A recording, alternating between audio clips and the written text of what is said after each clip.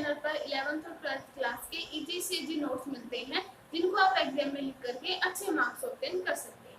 तो previous lecture में हमने क्या किया था, जो energy stored in an inductor के अंदर हमने वो फॉर्मूला निकाला था, कितनी एनर्जी स्टोर्ड हो रही थी इंडक्टर के अंदर, that is E is equal to half Li²। ठीक है, ये सब हमने किया था प्रीवियस लेक्चर में। आज के लेक्चर में हम क्या करेंगे, दैट इज LC ऑसिलेशन। जो ये टॉपिक है LC ऑसिलेशन, ये बहुत इंपॉर्टेंट टॉपिक होता है, क्योंकि इसमें जो अलग अलग जो हमारे 8 केसेस होते हैं ना, वो जो है अच्छे से क्लियर नहीं हो पाते। तो इसमें आज वो 8 केसेस करेंगे कि हमारे जो LC ऑसिलेशंस है, कैसे एनर्जी का ऑसिलेशन होता है कैपेसिटर से इंडक्टर में और इंडक्टर से कैपेसिटर में, तो वो हमारे LC ऑसिलेशंस होंगे। LC ऑसिलेशन की एग्जैक्ट डेफिनेशन भी देंगे। तो देखो क्या होती है, उससे पहले करने से पहले हमें क्या करना पड़ेगा, उसका कुछ थ्योरी लिखनी पड़ेगी। देखो मैंने capacitor is supplied with an in AC, हमने क्या किया, पहले हमने कैपेसिटर ले लिया, हमने कैपेसिटर को बाहर से कोई एसी दी, एसी से हमने कैपेसिटर को चार्ज करवा दिया। कैपेसिटर को चार्ज करवाने के बाद हमने क्या किया, then this charge capacitor is connected with an inductor, हमने उस चार्ज कैपेसिटर को चार्ज करवा करके चार्ज करवाया कैपेसिटर को, फिर हमने उस चार्ज कैपेसिटर को इंडक्टर के साथ कनेक्ट कर दिया। ठीक है, करंट फ्लो थ्रू इंडक्टर, और इंडक्टर के अंदर से करंट फ्लो होगा, and due to this magnetic flux change in inductor, और उसके कारण क्या होगा, करंट फ्लो होने के कारण मैग्नेटिक फ्लक्स चेंज होगा। हमें प्रीवियस लेक्चर्स में कर चुके हैं, करंट फ्लो होने के कारण ही मैग्नेटिक फ्लक्स चेंज होता है, और मैग्नेटिक फ्लक्स चेंज होने के कारण ही हमारे पास क्या होती है, ईएमएफ इंड्यूस होती है ना। ये सब हम प्रीवियस लेक्चर में कर चुके हैं ना। अब देखो अब ये पूरा प्रोसेस क्या होता है, सबसे पहले हमने क्या किया, हमने कैपेसिटर को चार्ज किया, फिर हमने उसको एक इंडक्टर के साथ कनेक्ट कर दिया। अब जो हमारे 8 केसेस, 8 या 9 केसेस बनेंगे इसमें, ये अलग अलग किस तरीके से हम उसको मतलब रिप्रेजेंट करेंगे कि कैसे करंट इंडक्टर को दे रही है एनर्जी, कैसे कैपेसिटर इंडक्टर को एनर्जी दे रहा है, फिर कैसे इंडक्टर वापस कैपेसिटर को दे रहा है ना। यही तो हमारी एलसी ऑसिलेशंस होती हैं। एलसी ऑसिलेशंस क्या होंगी कि इसके अंदर हमारे जो है एनर्जी का ऑसिलेशंस होगा, पहले एनर्जी कैपेसिटर के पास होगी, फिर हमारी इंडक्टर के पास होगी। ठीक है, वही हमारी क्या होती है, एलसी ऑसिलेशन। अब देखो ये हमारी थ्योरी होगी, उसके बाद हमें क्या करना पड़ेगा, वो जो हमारे 8 या 9 केसेस आएंगे वो हम रिप्रेजेंट करें। अब देखो इसको रिमूव कर दें।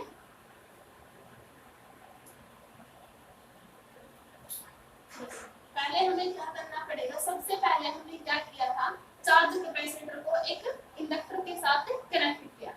देखो शुरू में हमारा फर्स्ट केस क्या होगा, पहले हमने क्या किया, कैपेसिटर को चार्ज करके हमने क्या किया, इंडक्टर के साथ कनेक्ट कर दिया। ठीक है, ये हमारा है चार्ज कैपेसिटर, ये हमारा चार्जर। ठीक है, ये हमारा C, ये हमारा M। अब देखो ये हमारा फर्स्ट केस है। अब इसमें क्या होगा, इस केस में हमारे पास ये हमारा फर्स्ट केस है, जब हमारा कैपेसिटर क्या है, फुली चार्ज है, हमने उसको एक इंडक्टर के साथ कनेक्ट कर दिया। इस केस में हमारे पास क्या है, करंट हमारा 0 है, यानी कोई भी करंट फ्लो नहीं कर रहा एट टाइम t पर, at time instant time t पर, जो हमारा टाइम t = 0 है, तो करंट भी हमारा 0 है। उसके बाद क्या हुआ, दूसरा केस हमारा ये क्या आया कि हमने क्या किया, कैपेसिटर ने जो है इंडक्टर को कुछ चार्ज देना शुरू कर दिया, यानी हम ऐसे बोल सकते हैं कि इसके अंदर से करंट फ्लो होना शुरू हो गया। यानी हमारे पास क्या होगा इस केस में, अब क्या होगा, आई करंट फ्लो, मतलब करंट ने फ्लो करना शुरू कर दिया। तो उस केस में क्या हुआ, यहाँ पे जब आई ने करंट ने जब फ्लो करना शुरू किया, तो हमारे पास मान लिया कि कैपेसिटर जो यहाँ पे चार्ज पॉजिटिव था, यहाँ पे नेगेटिव था, तो क्या हुआ कि कुछ एनर्जी जो है इस कैपेसिटर में जाने लगी।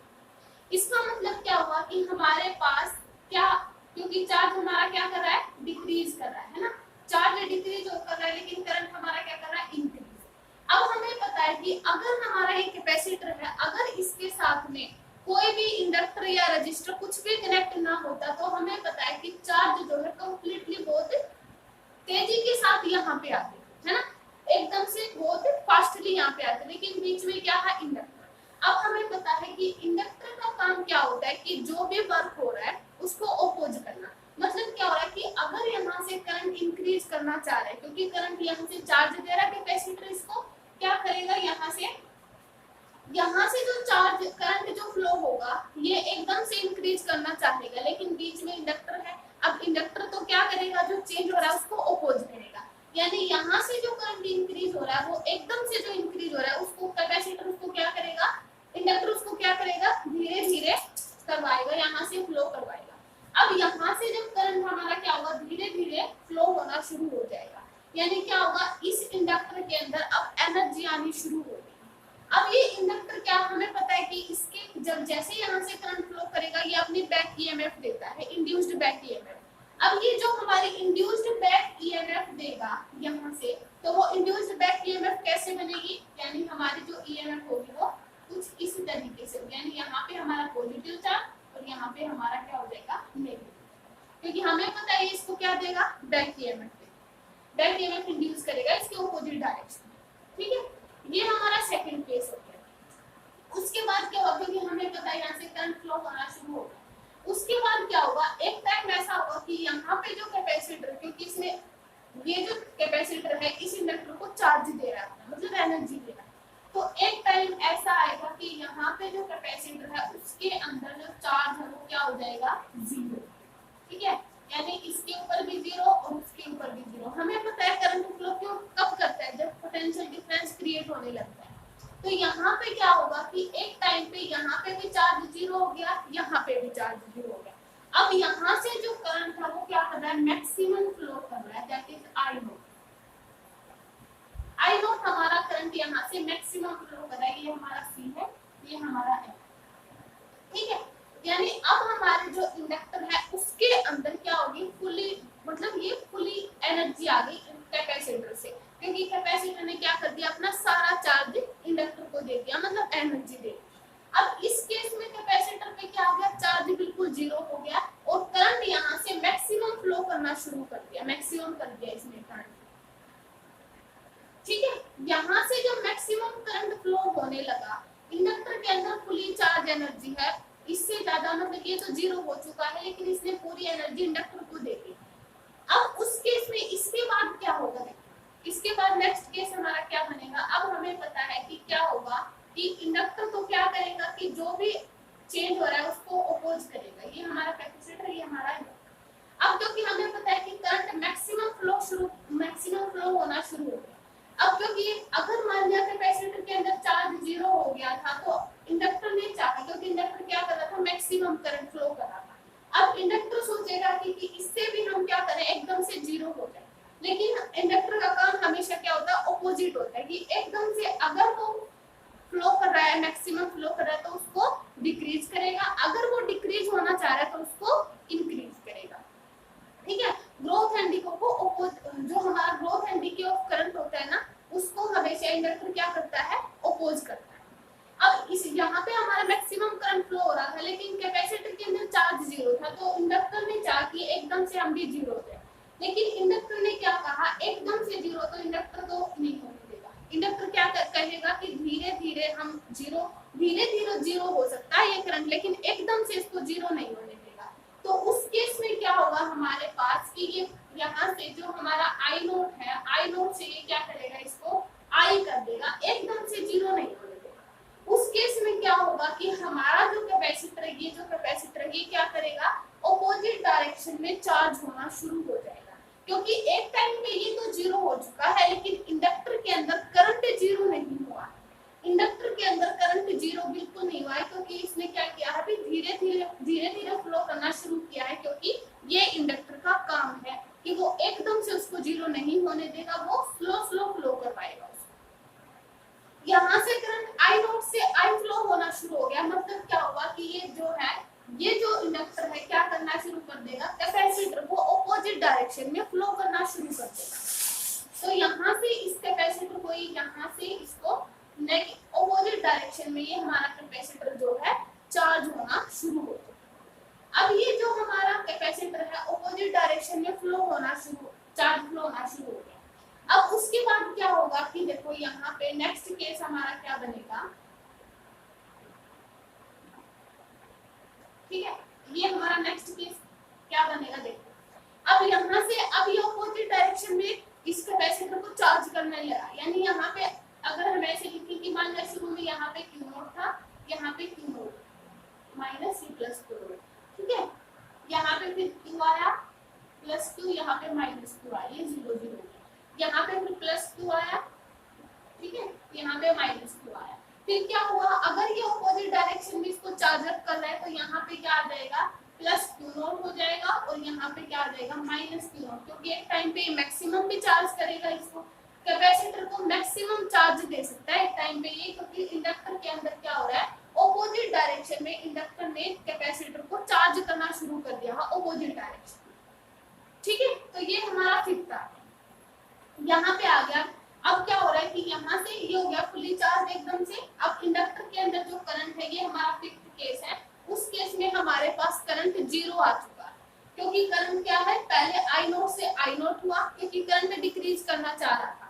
एकदम से इंडक्टर ने डिक्रीज नहीं करने दिया, धीरे धीरे डिक्रीज करना शुरू किया। जब इसने धीरे धीरे डिक्रीज करना शुरू किया तो कैपेसिटर तो 0 हो चुका था, लेकिन इंडक्टर के पास कुछ ना कुछ करंट था, क्योंकि वो धीरे धीरे डिक्रीज हो रहा था। करंट जो हमारा धीरे धीरे डिक्रीज हो रहा था, इसने क्या किया, कैपेसिटर को क्या किया, इसको धीरे धीरे चार्ज करना शुरू कर दिया, वो भी अपोजिट डायरेक्शन में। उस जो स्लो करंट होने के कारण इसने कैपेसिटर को क्या किया, धीरे धीरे चार्ज करना शुरू कर दिया अपोजिट डायरेक्शन में। यहाँ पे प्लस क्यू है, यहाँ पे माइनस क्यू। अब एक टाइम पे ऐसा आएगा कि पूरा का पूरा करंट क्या हो जाएगा, कैपेसिटर को फुली चार्ज कर देगा। कि जब हमारा करंट 0 हो जाएगा इस इंडक्टर के अंदर, तो क्या हो जाएगा, यहाँ पे प्लस क्यू यानी क्यू नॉट, यहाँ पे मैक्सिमम चार्ज आ जाएगा और यहाँ पे क्या हो जाएगा, मिनिमम चार्ज हो जाएगा, ठीक है।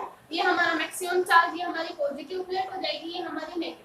अब देखो इस, जब हम अगर एनर्जी की बात करें तो इस केस में हमारी एनर्जी अब क्या है कि हमारी जो यू ऑफ बी है, यानी जो हमारी मैग्नेटिक, क्योंकि हमें पता है मैग्नेटिक फील्ड क्रिएट हो रहा है ना इसके अंदर, जब ये इसको चार्ज देना, करंट देना शुरू कर रहा है, तो क्या होगा, इसके अंदर मैग्नेटिक फील्ड क्रिएट होगा। तो उसके इस केस में हमारे पास मैग्नेटिक फील्ड 0 एनर्जी जो।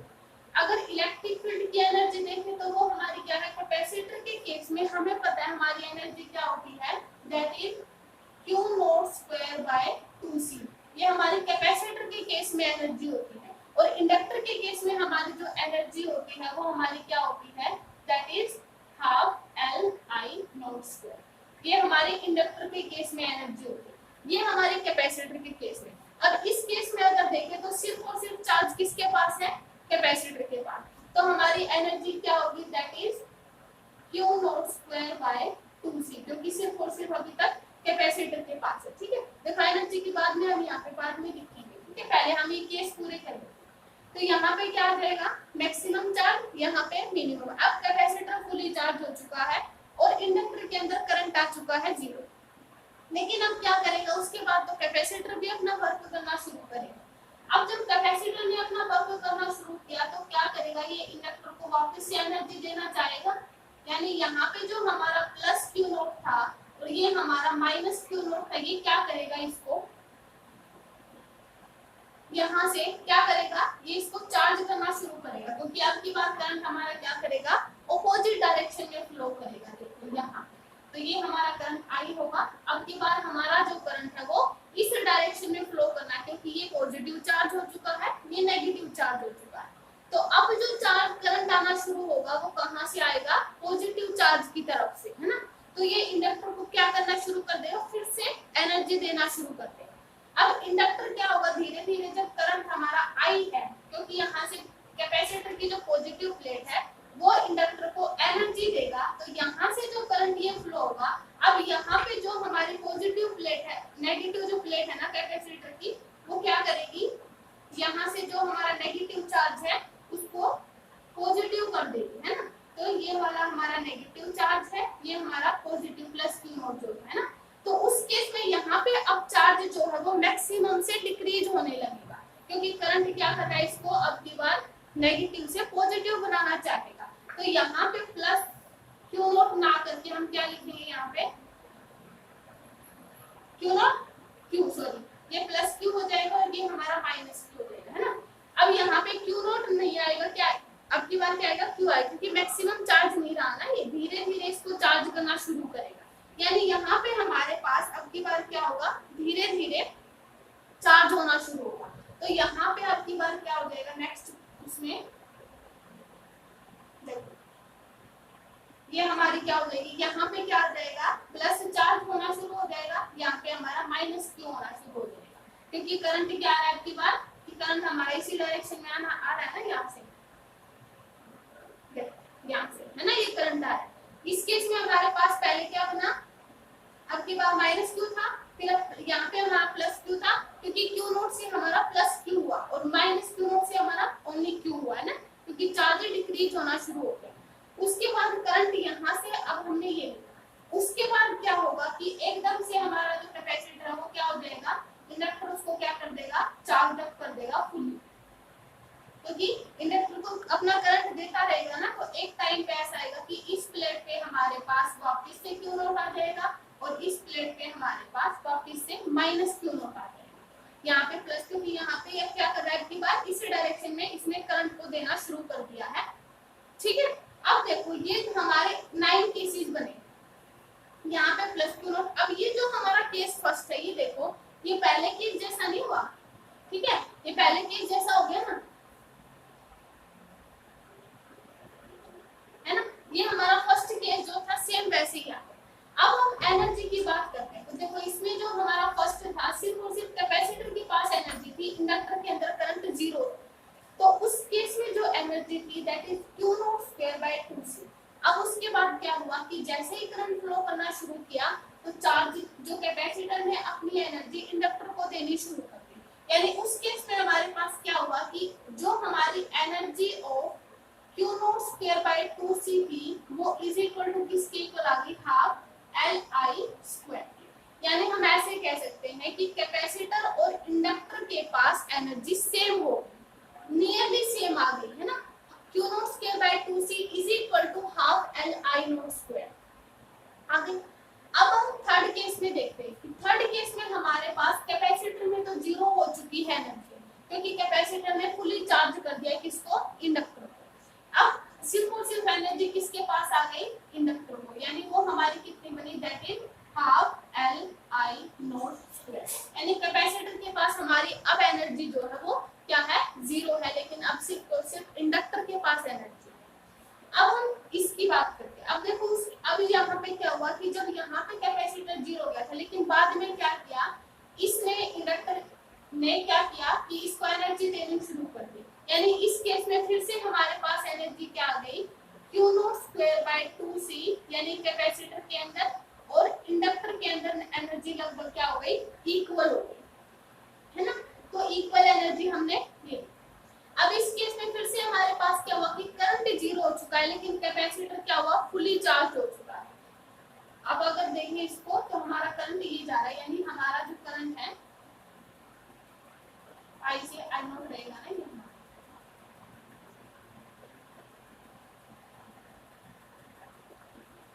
ठीक है। अब देखो अब क्या हुआ कि हमारा करंट इस केस में तो 0 हो चुका है, लेकिन क्या हुआ सिर्फ और सिर्फ कैपेसिटर के पास एनर्जी है, तो इस केस में हमारे पास फिर से एनर्जी क्या आई, that is q not square by 2c। सिर्फ और सिर्फ अब की बार कैपेसिटर के पास है, तो हम इसको ऐसे लिख सकते हैं ना, u of e that is q not square by 2c, ठीक है। अब देखो अब यहाँ पे क्या हुआ, अब फिर से यहाँ पे अब जब इसने इंडक्टर, अब क्योंकि अब क्या हुआ कि कैपेसिटर अभी इंडक्टर को चार्ज करना शुरू कर देगा, देखो अपोजिट डायरेक्शन में हुआ ना करंट फ्लो, अब इसने इंडक्टर को चार्ज करना शुरू कर दिया, यानी अब की बार फिर से इनके पास क्या होगी, दोनों के पास सेम एनर्जी होगी, that is q not square by 2c and 1/2 half Li square, ठीक है। अब की बार फिर से इन दोनों के पास इक्वल हो गए। अब यहाँ पे क्या हुआ, अब तक तो इक्वल ही है ना यहाँ पे, क्योंकि चार्ज होना शुरू हो रहा है, चार्ज डिक्रीज हो रहा है, लेकिन अब तक इन दोनों के पास क्या है, इक्वल एनर्जी है ना, तो इक्वल है, तो हम इसमें भी वही केस बनेगा, लगभग इक्वल बनेगी, है ना, तो that is q not square by 2c plus half Li not का स्क्वायर। अब फिर से क्या हुआ, क्योंकि धीरे धीरे इसको एनर्जी देना डिक्रीज हो रही थी ना यहाँ पे इंडक्टर की एनर्जी, लेकिन बाद में यहाँ पे करंट क्या हो चुका था, 0, इसने क्या किया, फुली चार्ज कर दिया कैपेसिटर को, तो उस केस में फिर से हमारे पास एनर्जी क्या आ जाएगी, that is first case, that is q not square by 2c। Clear हुआ ये कैसे हुआ, ये हमारे 9 केसेस आते हैं एलसी ऑसिलेशंस में। अब एलसी ऑसिलेशंस की रियल मीनिंग क्या होती है, अब देखो अगर हम इसमें देखें कि हमारा जो एलसी ऑसिलेशंस है मतलब एनर्जी का ऑसिलेट हो रही है एनर्जी, पहले कैपेसिटर के पास थी, इंडक्टर के पास जीरो थी, बाद में इसको इसने इंडक्टर को दी, यानी कैपेसिटर के पास एनर्जी ऑसिलेट हुई, इंडक्टर कैपेसिटर से एनर्जी ऑसिलेट हुई इंडक्टर के पास, फिर इंडक्टर के पास फुली चार्ज हो गई, कैपेसिटर के पास जीरो आ गई, लेकिन इंडक्टर ने कहा कि जीरो तो एनर्जी हम क्या रहेंगे इक्वल रखेंगे। यहाँ पे क्या हुआ कि एनर्जी कैपेसिटर के पास जीरो थी लेकिन इंडक्टर के पास कुछ थी, तो इंडक्टर ने क्या किया कैपेसिटर को एनर्जी दे, यानी पहले जब कैपेसिटर से इंडक्टर में फुल्ली थी तो कैपेसिटर के अंदर जीरो थी, तो लेकिन इंडक्टर ने क्या किया कैपेसिटर को अपनी फिर से एनर्जी दे दी। फिर यहाँ पे क्या हुआ कि कैपेसिटर जो है एनर्जी दे रहा है इसको फुली चार्ज कर दिया, फिर इंडक्टर के अंदर जीरो आ गई, फिर क्या किया कैपेसिटर ने फिर से इंडक्टर को दे दिया, फिर से इंडक्टर ने कैपेसिटर को दे दिया, यानी हम ऐसे कह सकते हैं कि एलसी ऑसिलेशंस क्या होती हैं, एनर्जी का ऑसिलेशन जो हो रहा है, एलसी मतलब जो हमारा इंडक्टर और जो कैपेसिटर में जो एनर्जी का ऑसिलेशन होता है वही हमारी क्या होती है एलसी ऑसिलेशन। हम इसमें देख भी सकते हैं, पहले तो हमारे पास कैपेसिटर में एनर्जी आ रही है, फिर हमारी इंडक्टर में आ रही है, फिर इंडक्टर से फिर वापस कैपेसिटर में जा रही है, फिर कैपेसिटर से वापस इंडक्टर के अंदर जा रही है, यानी हमारे पास एनर्जी का क्या हो रहा है ऑसिलेशन हो रहा है। ठीक है, तो एनर्जी ऑसिलेट बिटवीन यूएफ मतलब कैपेसिटर के अंदर एंड इंडक्टर। तो पहले ये हमारे 9 केसेस हो गए, तो अब अगर हम इसमें लिखेंगे तो हम इसमें थ्री पॉइंट्स लिखेंगे कि इसको रिमूव कर दें। देखो अगर हम 3 पॉइंट लिखेंगे तो फर्स्ट पॉइंट हम क्या लिखेंगे, energy oscillate between inductor and capacitor के अंदर, क्योंकि एनर्जी का ऑसिलेशन हो रहा है ना।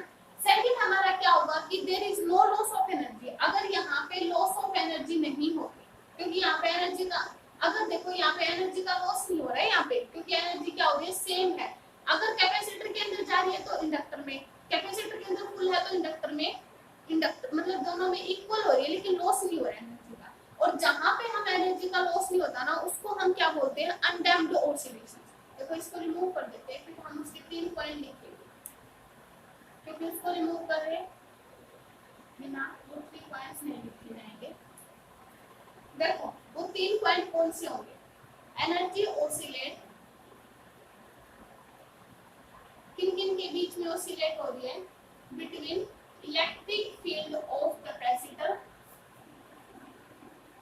Electric field of capacitor and magnetic field of inductor, है ना। इसके अंदर एनर्जी क्या हो रही है ऑसिलेट हो रही है। सेकंड पॉइंट क्या होगा, there is no loss of energy, if there is if नहीं लगेगा क्योंकि हमें पता है तो लॉस तो है ही नहीं यहाँ पे, there is no loss of energy, कोई भी एनर्जी का लॉस नहीं हो रहा है ना। यानी इस केस में हमारे पास क्या होगी, that is q not square by 2c is equal to half l i not square is equal to इन दोनों का सम भी तो आ रहा था हमारे पास, that is q not square by 2c plus half l i not का स्क्वायर, यानी कोई भी लॉस ऑफ एनर्जी नहीं है। थर्ड हमारा क्या होगा कि चार्ज ऑन, अब की बार अब देखो यहाँ पे हमारा चार्ज भी तो क्या कर रहा है ऑसिलेट कर रहा है, देखो यहाँ पे, क्योंकि हमें पता है पहले क्या हो रहा है चार्ज अगर यहाँ पे मैक्सिमम था फिर डिक्रीज होना शुरू हुआ, फिर यहाँ पे एक टाइम पे 0 हो गया, फिर क्या किया बाद में इंडक्टर ने इसको बाद में फिर से चार्ज अप करना शुरू कर दिया था, है ना। तो हम वहां से कैलकुलेशन निकाल सकते हैं कि यहाँ पे जो है चार्ज का ऑसिलेशन भी हो रहा है, there is charge is oscillations of charge is also occur, oscillations of charge is also occurs, यानी हमारा जो oscillations of charge हो रहा है ना वो भी oscillations of charge भी हो रहा है ना। तो हम ऐसे कह सकते हैं कि q नॉट से हमारे पास क्या हुआ 0 हुआ, 0 से हमारे पास माइनस q नॉट हुआ, माइनस q नॉट से हमारे पास फिर से 0 हुआ, 0 से फिर से हमारे पास क्या हुआ प्लस q नॉट, है ना। हम ऐसा लिख सकते हैं, ठीक है। तो ये हमारा चार्ज का ऑसिलेशंस भी हो रहा है, ठीक है।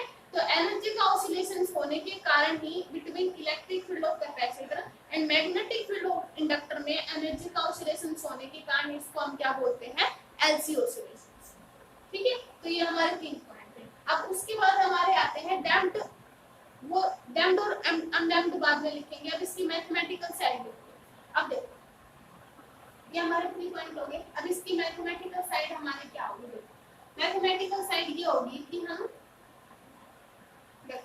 हमारी जो मैथमेटिकल साइड होगी, जो हमने इंडक्टर के अंदर देखा था कि हमारे इंडक्टर के अंदर पॉजिटिव, जो हमारी लास्ट में जो हमारा लास्ट केस आया था कि पॉजिटिव और नेगेटिव, ये इससे ऐसा आया था। यानी हमारे पास यहाँ पे जो हमारे इसको ए पॉइंट मान लेते हैं, इसको बी पॉइंट मान लेते हैं। तो इंडक्टर के अंदर जो पोटेंशियल आ रहा था, ए के अंदर तो मैक्सिमम होगा लेकिन बी के अंदर क्या होगा, मिनिमम। तो कैपेसिटर के केस में हमारी जो पोटेंशियल होती है उसका क्या फॉर्मूला आता है, दैट इज हमें पता है कि Q V is equal to क्या होता है, Q बाय C, है ना। क्योंकि कैपेसिटर में हम देख चुके हैं कि हमारे पास चार्ज पर यूनिट पोटेंशियल होता है, ठीक है। तो इस केस में हमारे पास कैपेसिटर के केस में हमारी पोटेंशियल क्या हो जाएगी, that is Q by C।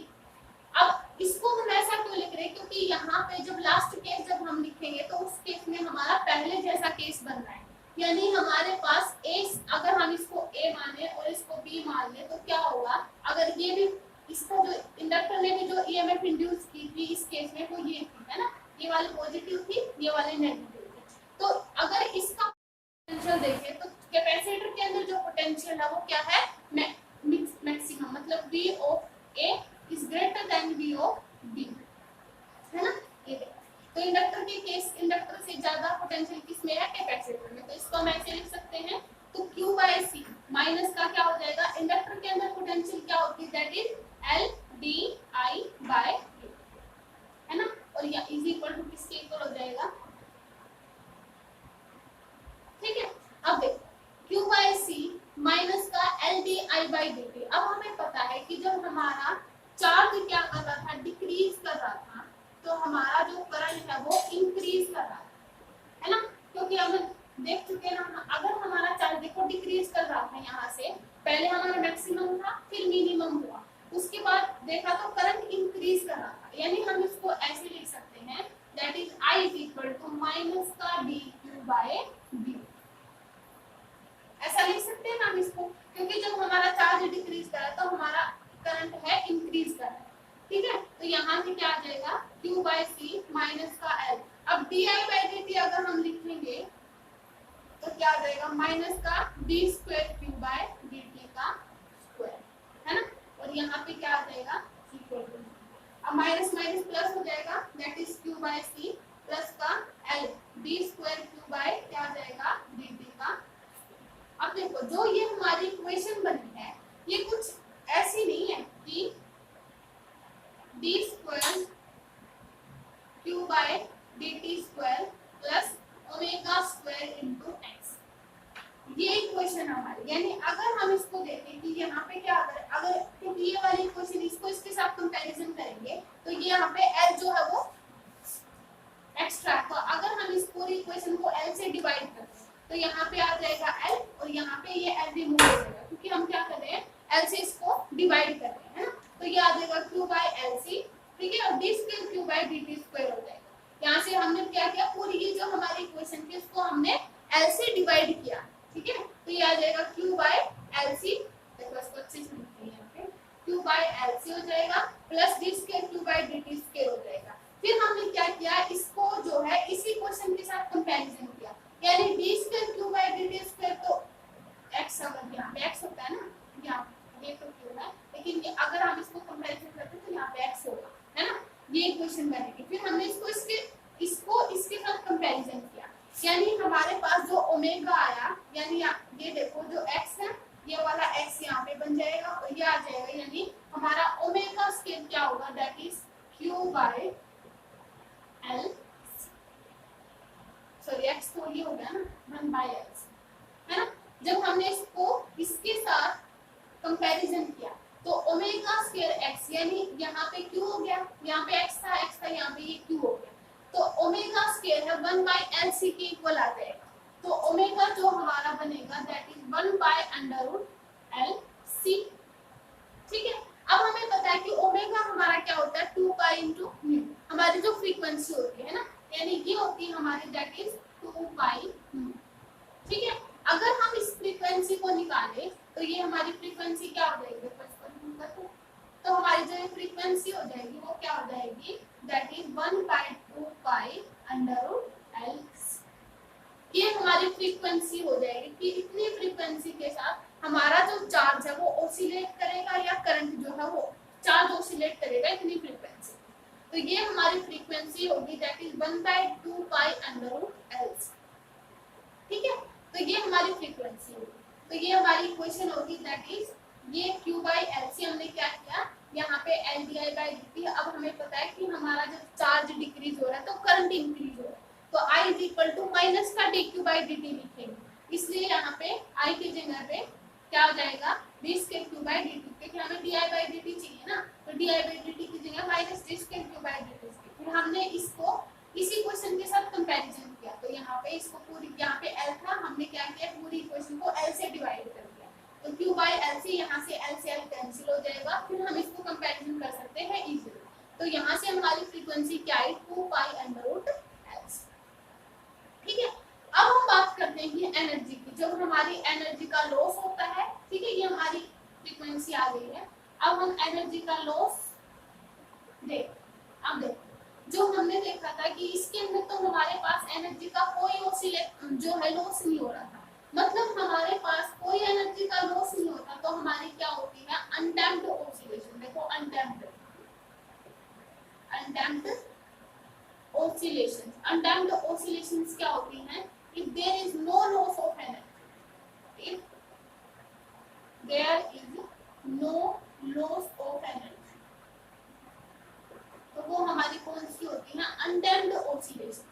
अब जो अगर हम इसका डायग्राम देखेंगे ना कि चार्ज और एनर्जी में मतलब किस तरीके से डायग्राम बनेगा, तो हमारा अनडैम्प्ड ऑसिलेशंस बनेंगे, क्योंकि हमारा जो चार्ज है वो अनडैम्प्ड ऑसिलेट करेगा, क्योंकि हमें पता है कि कोई भी एनर्जी का लॉस नहीं होगा, चार्ज भी ऑसिलेट कर रहा है साथ में एनर्जी भी ऑसिलेट कर रही है। तो हमारे पास जो है ऑसिलेशंस बनेगी वो कुछ इस तरीके की ऑसिलेशंस होगी, क्योंकि हमारी कैसी ऑसिलेशंस है, ये अनडैम्प्ड ऑसिलेशंस है, कोई एनर्जी का लॉस नहीं होगा। यानी अगर हम देखें कि ये हमारा प्लस Q नोट है और ये हमारा आ जाएगा माइनस Q नोट।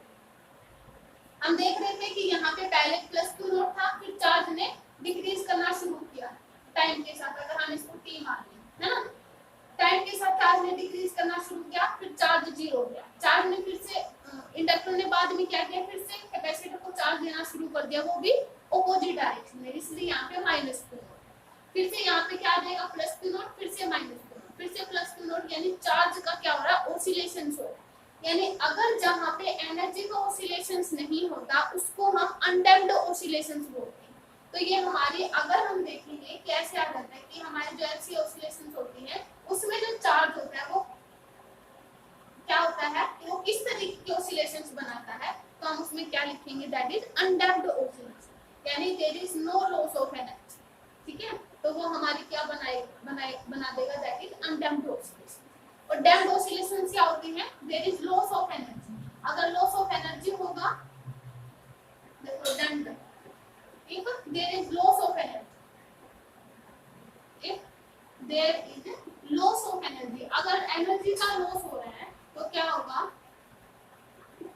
तो अगर एनर्जी का लॉस हो रहा है तो हमारा जो डायग्राम बनेगा देखो कुछ इस तरीके का बनेगा, यानी डिक्रीज होता होता और एक टाइम पे क्या हो जाएगा बिल्कुल 0। तो ये हमारे होते हैं अनडैम्प्ड ऑसिलेशन, जहाँ पे हमारा एनर्जी का लॉस हो जाता है ना, तो उस टाइम पे हमारे पास डिक्रीज होती होती हमारी फ्रीक्वेंसी 0 तक आ जाती है। ठीक है, तो ये हमारी थी अनडैम्प्ड ऑसिलेशन। तो यही से क्रिएट होती है डैम्प्ड और अनडैम्प्ड ऑसिलेशन। ठीक है, तो ये हमारा एलसी ऑसिलेशन था। तो आज के लेक्चर में हम इतना ही करेंगे। ठीक है, नेक्स्ट लेक्चर में हम करेंगे कि जो हमारी इलेक्ट्रिकल रेजोनेंस होते हैं, इलेक्ट्रिकल सीरीज रेजोनेंस और हमारा पैरेलल रेजोनेंस सर्किट, वो हम करेंगे नेक्स्ट लेक्चर में। तो आज के लेक्चर में इतना ही। ओके।